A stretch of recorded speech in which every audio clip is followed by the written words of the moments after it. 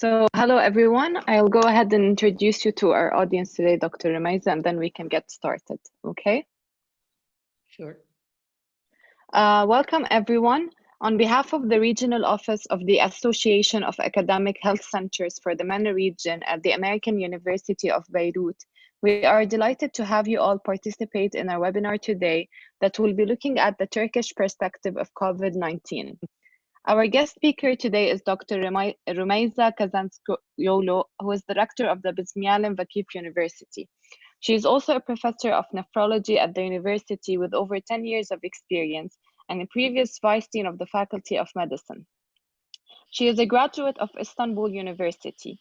Her research areas of interest include medicine, health science, internal medicine science, and nephrology.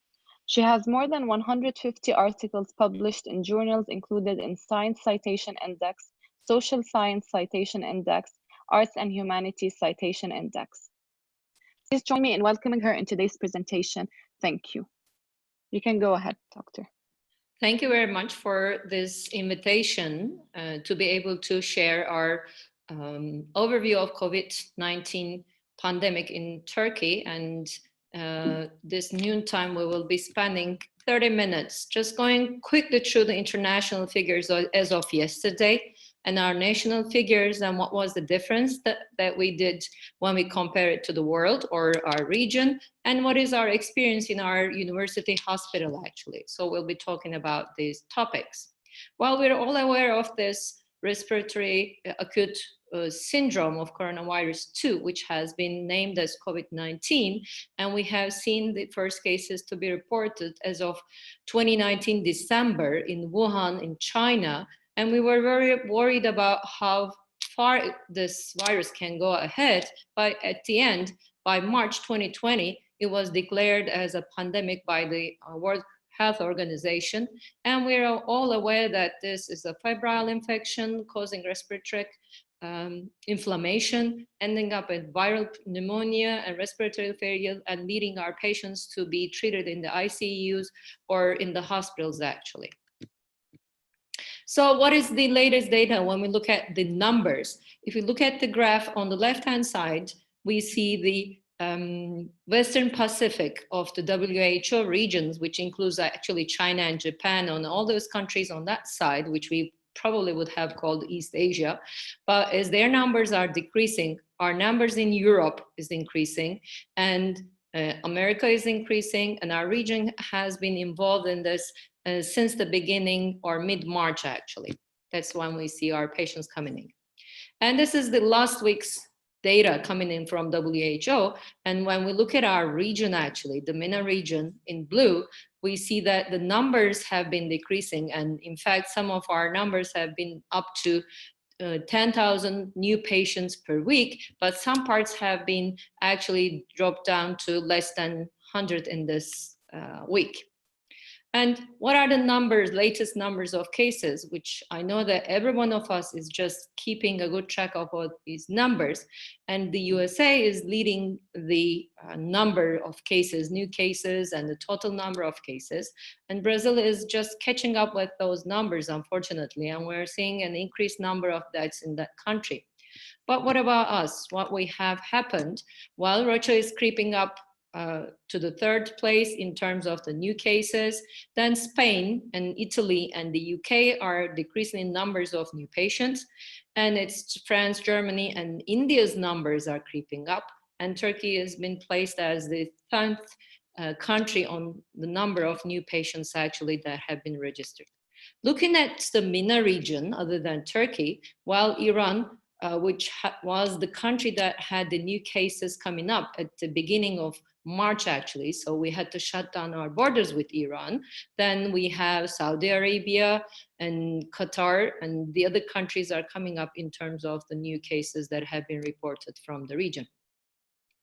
This is a graphic from the Johns Hopkins Health Sciences Institute, where they have been kept a good track of everything and they update their data. And this is the new cases, confirmed cases involving the USA data as well. And it seems that their numbers are striking and they're just changing all of the numbers all over the world. But if you just drop the USA from the graphic, you see the other disturbances of the countries from Europe and as well as Brazil and Iran and Spain. And now we have probably India involved in this graphic as well. It's frightening actually when you see these numbers. And of course, the other numbers that we're interested in are the number of fatalities, mortalities. And these are for observed case fatality. These are among the confirmed cases of COVID-19 in those countries. And Belgium is still leading with the 16.2% of mortality among the patients with confirmed diagnosis. And we don't see Turkey in this number, and it's placed actually as though the numbers have been defined as new cases as the 10th mostly affected countries. The death rate doesn't match with that. And it's 2.8% in Turkey for the observed case fatality ratio, which is much lower than any other country in this figure. We also have this figure. These are the deaths per 100,000 population of that country. And Belgium is still leading, like 83 people actually die out of 100,000 population. And the numbers decrease down to Sweden. This is from the European database, and these are the graphics, and they have done interesting. They have divided all the countries into 3 clusters. Actually, you could increase the number of clusters in this figure. It's interesting to change the numbers, the term of the clusters. And we have the cluster 1 and the 2 and the 3. Cluster 1 is the countries in red, which have been till now reported the most patients with COVID-19 diagnosis. Cluster 2 is the gray ones around in the figure, and those are the countries with the least number of patients. And all of the countries in the MENA region are in the cluster 3 region, where we have an average number of patients who have been diagnosed and treated and unfortunately passed away. So what about us? What about Turkey? What have been done since the beginning of this pandemic, or the footsteps of this pandemic? I know this is a very busy slide in Turkish, but I'll just walk through you this slide because it's important how we took our measures or guidance or recommendations country-wise to figure out how to treat our patients or how to manage our patients in the hospitals. First of all, at the beginning of January, as the cases were being reported from China, the Ministry of Health provided an advisory board of academicians of infectious diseases and the public health, and all these people got together and they issued the first guideline for COVID-19. Then, once we realized that some people were traveling from China back and forth to our country, we decided that we need to trace any patient with fever, because fever was the only probably symptom that was significant among those patients reported from China. So we started to use thermal cameras at the entrance at the airport. Then, of course, the WHO declared this as an emergency, as a pandemic, and then we decided to stop our flights from China, to stop or close our borders to China. Any ingoing and outgoing flights from China was stopped. And we also increased the number of surveillance at the airports, at the borders with the thermal cameras, and now asking with the triage people or healthcare providers with the symptoms of those potential or probable COVID cases to make sure that they don't come into the country. And then, of course, as I was touching upon, at the mid-February, we were aware of the new cases occurring in Iran and actually in the cities where near the border, and we decided to shut our border with Iran. And then we stopped flights from Italy, because Italy was the first European country that reported an increased number of those patients. And then we also decided to stop our flights from pilgrimages coming from Umrah, from Saudi. And then we had our first case declared in the 11th of March as our first. And then when we looked at those patients, the first patients that were reported to have the first COVID-19 infection, they were mainly coming from Europe, Italy or Spain, and some of the patients were also coming from Middle East, especially Umrah. And then the Ministry of Health came up with the recommendations every other day, but we had this 14-day rule or 14 rules for our probable or confirmed COVID cases, where the hand hygiene was considered one of the must golden standards of care. Then it was social distancing, and then it was wearing masks, and there were other regulations to control the spread of the pandemic. And after that, what we have done was, with the start of the first case, we increased the number of tests that we were doing for the probable cases. The number of labs have been increased. Till then, it was mainly done by the set of laboratories that were determined by the Ministry of Health in Istanbul and in Ankara. And once we reached the end of March, the number of laboratories who could do the PCR tests were increased. Then we increased our regulations to stop the gathering of people in some places. The schools were shut down on the 16th of March, including the primary schools, high schools, and the universities. And we started our online program, education program, as of March 23rd. And the students were kept at home. Then we had some regulations for our elderly population who were older than 65 years of age to stay at home at lockdowns. And actually the younger population who were aged less than 20 were also kept at home or at their places. And there was a shutdown of travel between the densely COVID-19 populated cities to the other cities to stop the spread of the disease from some cities to further out in Anatolia. And we issued some weekend curfews, and actually major cities were sealed off to make sure that we control the pandemic. And what happened on these impacts? Well, you could put those impacts, but the outcome depends on how much you go ahead with these impacts. And if you look into the Google map, they looked into these community mobility report, and we saw that this is the nationwide report. Retail and recreation area inhabitant was decreased down. We had less people in the transit station. That means that we used less public transport because many people were at home. And actually, many of the workplaces moved into this flexible working hours or working at home, like home offices, workplaces. The number of people in those places decreased. And of course, the number of people in staying in their residences increased. That's what we were aiming at. And it seems that we managed that.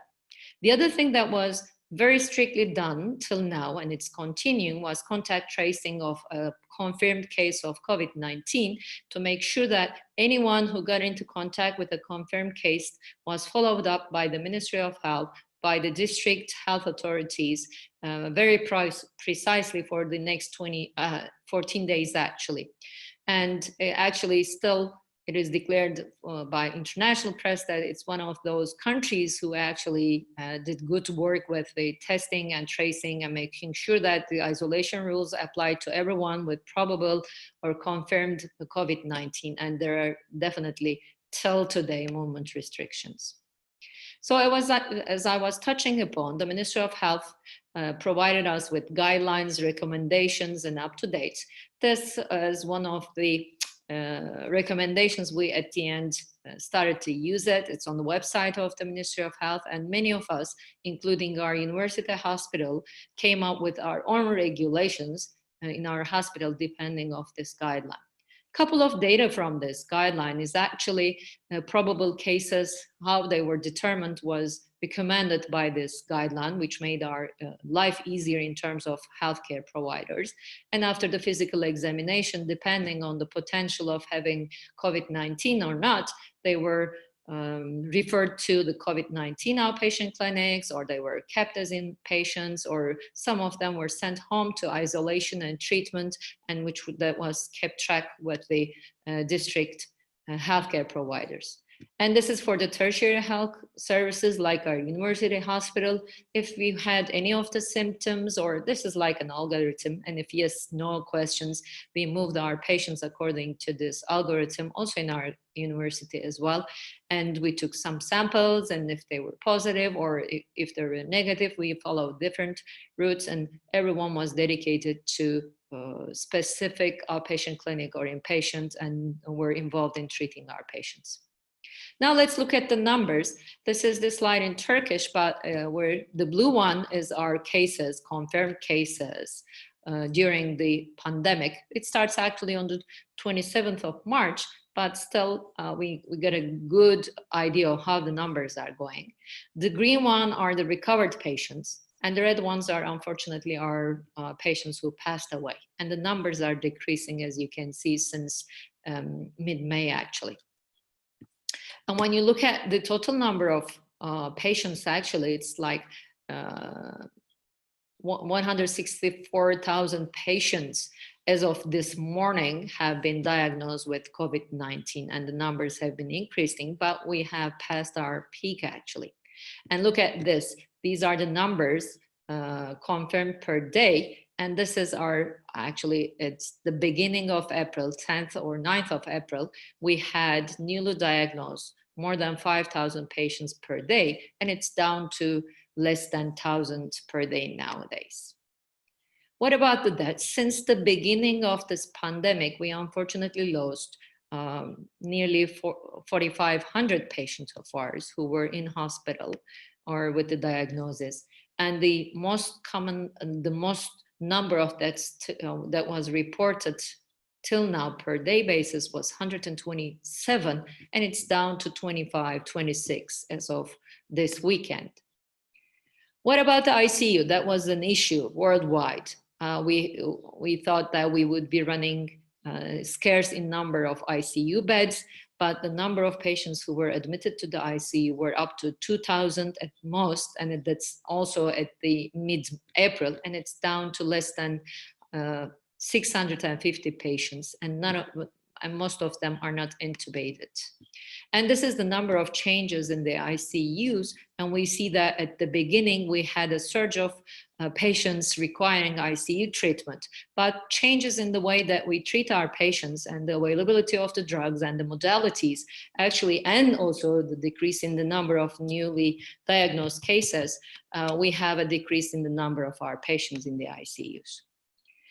The intubated patients I was talking about, it's down to 300 patients in the ICUs. Not all our patients are intubated. And as we were discussing, the indications for intubation has changed, and we're trying to keep a good flow of oxygen to our patients in need of it. And we are changing how we treat our patients as we have more data from our country, also worldwide. And these are the changes in the number of intubated patients in the ICUs. You see at the beginning, we had more patients who needed intubation. And by this date or a week ago, we needed less patients to be intubated. And as a result, we have increased number of recovered patients in the whole country. And that number makes us happy and hopeful for the next future. Well, about the testing, we use real-time PCR tests to diagnose our patients. Till now, we have more than 2 million tests done to our patients. Some of them are repeat tests, we're aware of it. And the daily number has been up to 40,000 per day. And we are using actually these tests to those presenting to the healthcare authorities with any kind of symptom or with a probable contact with a COVID-19 patient. So we're not doing it within the community as of yet, but now we have the antibody tests available with IgG and IgM. And the way we're doing our tests is going to be changing as of today because we have new rules set for the new normal as of 1st of June. And look at the number of the real-time PCR tests, and we see that some, very low numbers, but those respond to the lockdown days that were set up by the Ministry of Health to make sure that we stayed at home, especially thinking about the AIDS vacation that we had to make sure that everyone stayed at home. And this is as of this morning. Every day we hear from the Ministry of Health this kind of graphics reports. And yesterday, the newly diagnosed patients were 839, and we had only 25 patients passing away. And the number of tests that we have been done is more than 2 million now, and we are trying to increase that number. And this is a trajectory, actually, looking at what we have in terms of the numbers and what we expect in this month, in June. If everything goes as we expect it to go, and we don't have a new surge, we expect actually the numbers to be decreasing or going down by the end of June. And I hope that we can keep this graphic once we reach 1st of July. And what about Istanbul? Now let's switch to the epicenter of probably Turkish pandemic COVID-19. And these are actually the patients who were confirmed with COVID-19 at the beginning of May. And we have this graphic that is on the website. You could just follow your actually district and see how many patients have got COVID-19, and it's just like shown at red dots in your phone applications actually. And looking at the COVID-19 regulations in Istanbul, the mobility changes from the Google mobility changes report, we see that retail and recreation has been shut down more than the average in the country actually. We have more interest in the pharmacy and grocery, and we don't use any workplaces, parks, transit stations, and we stay at home in Istanbul. But we have to keep in mind that Istanbul is a densely populated city with 16 million inhabitants, and it became the major center of pandemic. So we had to have more strict regulations regarding this city. And it was probably one of the first affected cities in the country. And this number comes back from the beginning of April. I could not confirm the latest numbers, but at that time, 60% of all Turkish cases were reported from Istanbul. So it was critical. And Bezmialem Vakif University Hospital being at the center of the old town of Istanbul, we had to deal with all the patients. Now, talking about our experience at the hospital, actually, when we saw that everything was coming up from January, we started to have our own advisory board, and we started to change how we triage our patients. And this is a picture from our triage area that we created, which was actually a cafeteria at the beginning, but we turned it into a triage area before the hospital to take our patients in. And as of yesterday, we had up to 3,500 patients referred to our COVID clinic, and we had actually 1,500 of them diagnosed with COVID-19, and we had up to 1,000 patients that were in the hospital and followed up. And we had to admit 124 patients to the ICU, of which 65% of them had to be intubated.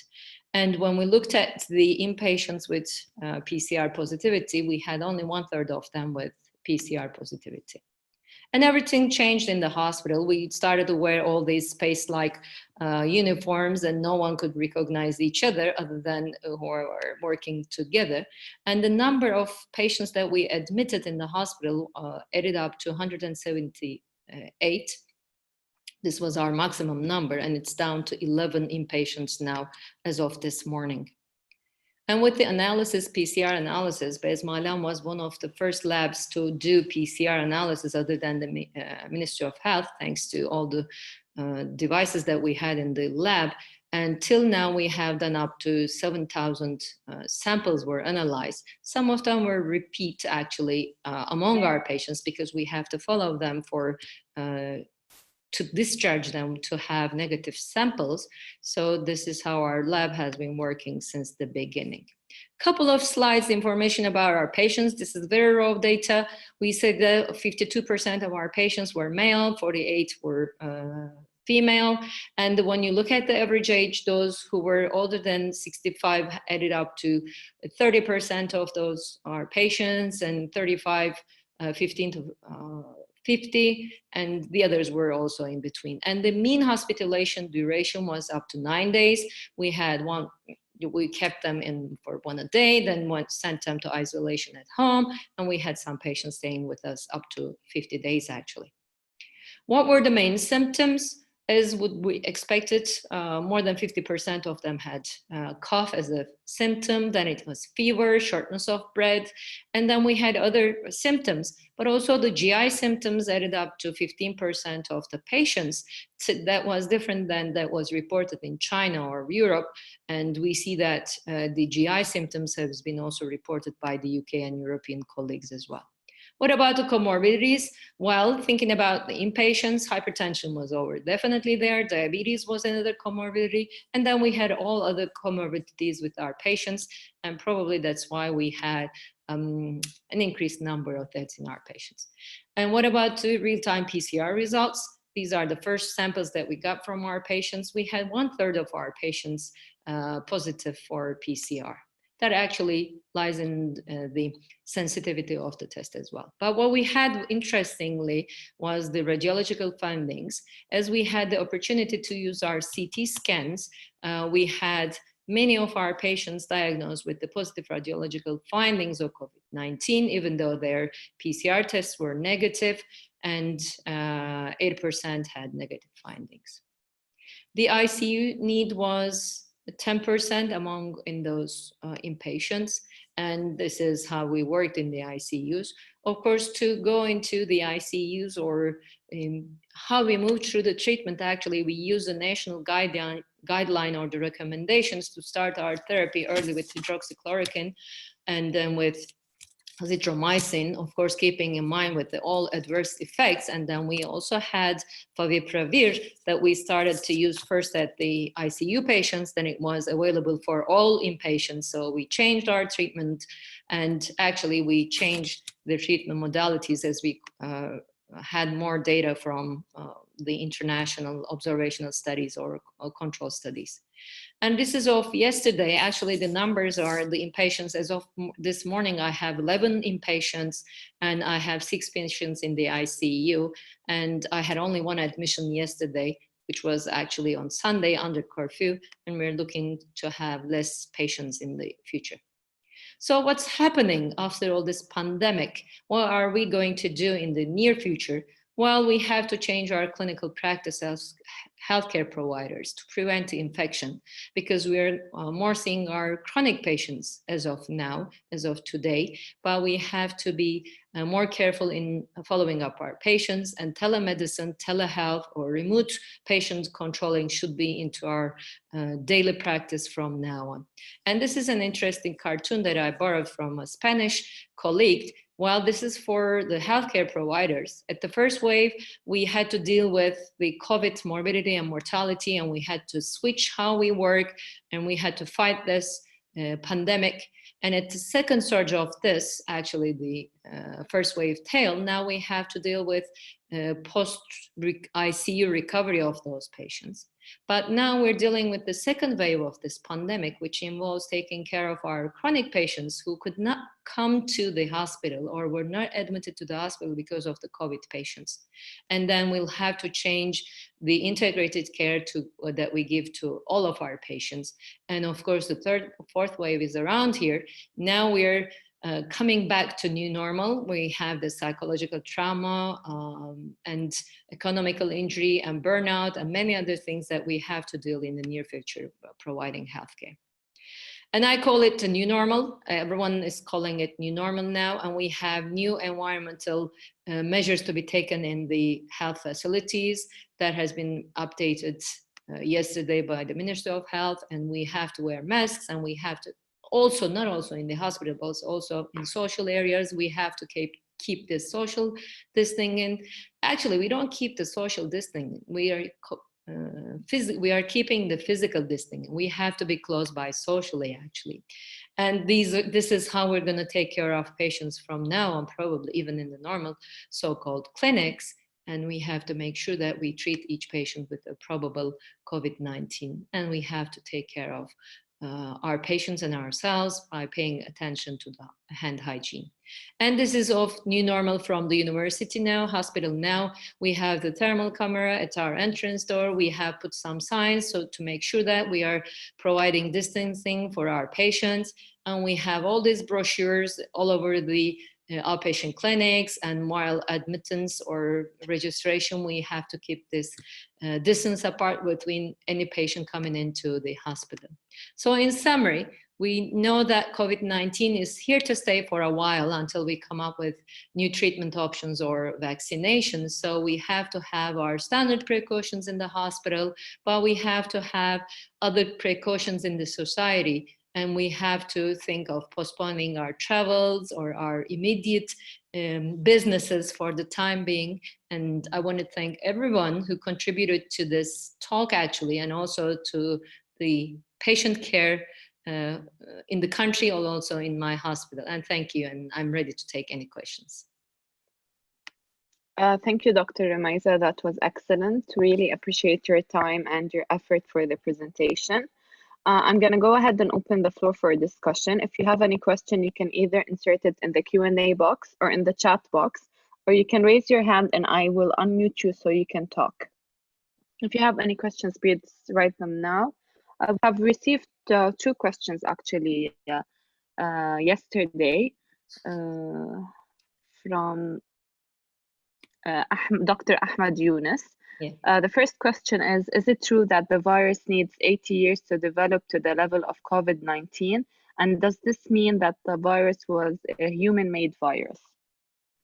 Well, you know, this is a very controversial question, and actually this discussion has been going on throughout the whole May.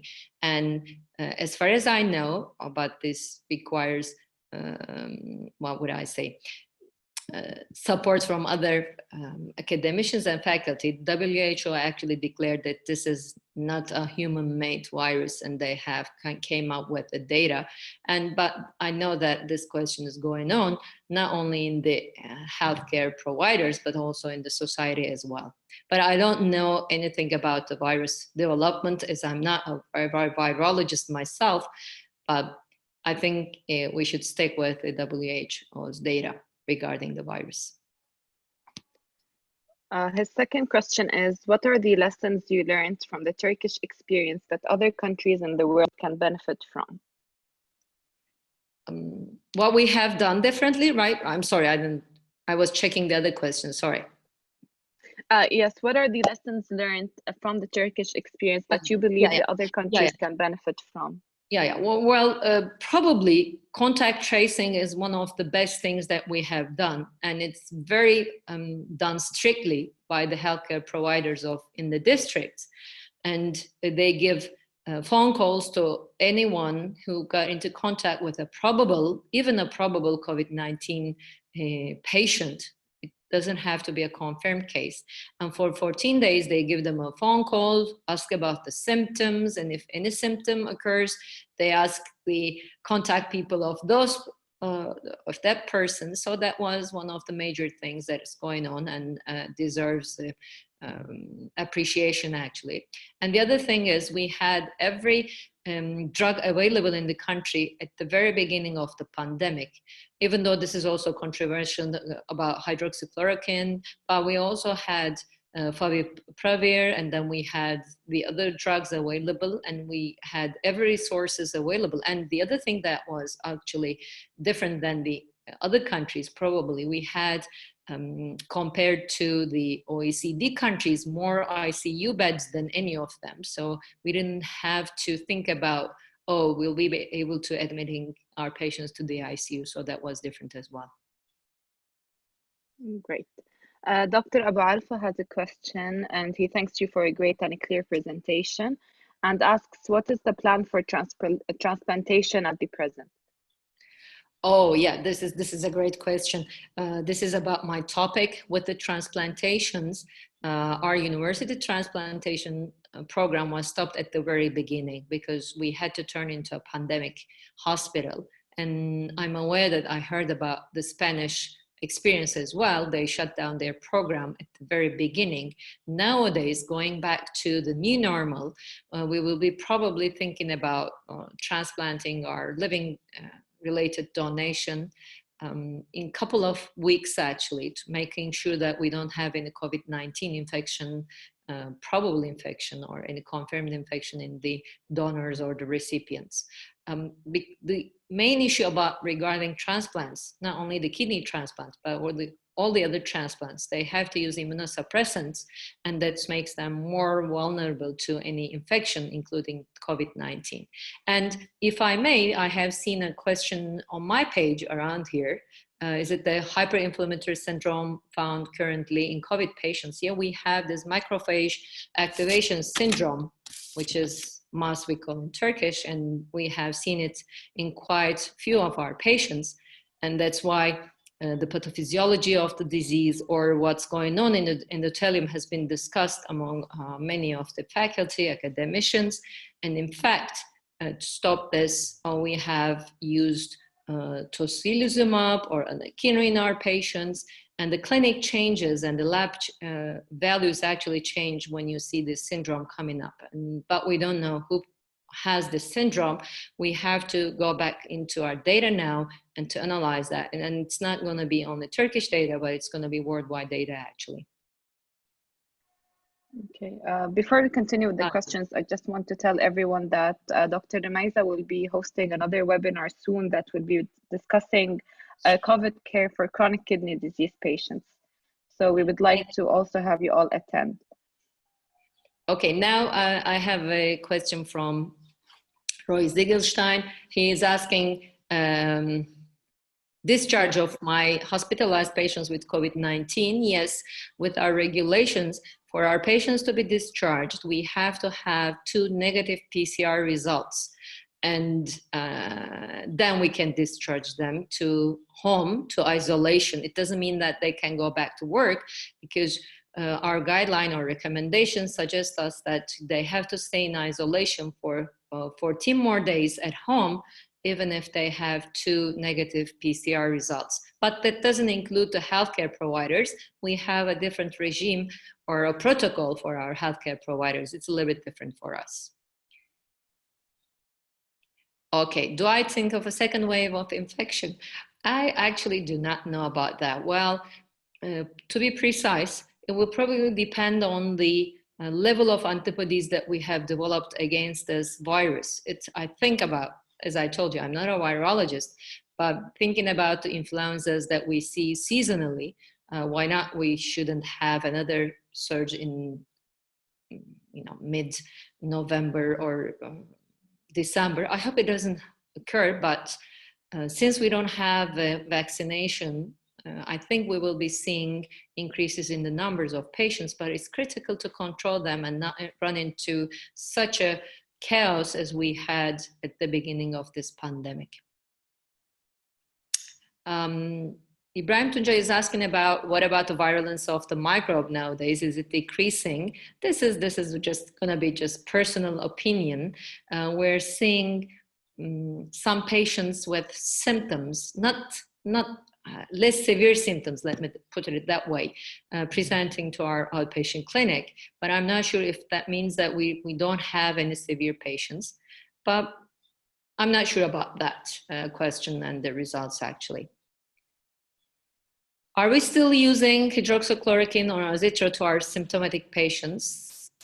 Yes, we're still using those drugs. And I know that the WHO has issued warnings against the hydroxychloroquine used in our patients. And there is this Lancet paper that compares the worst outcomes with the hydroxychloroquine. But since the beginning, our regulations or our recommendations suggested that you had to be very careful when using this drug because of the cardiovascular side effects, especially the prolongation of the QT, and you have to check your patients with the ECG, and especially when it's a combination with the macrolide antibiotic, it becomes worse.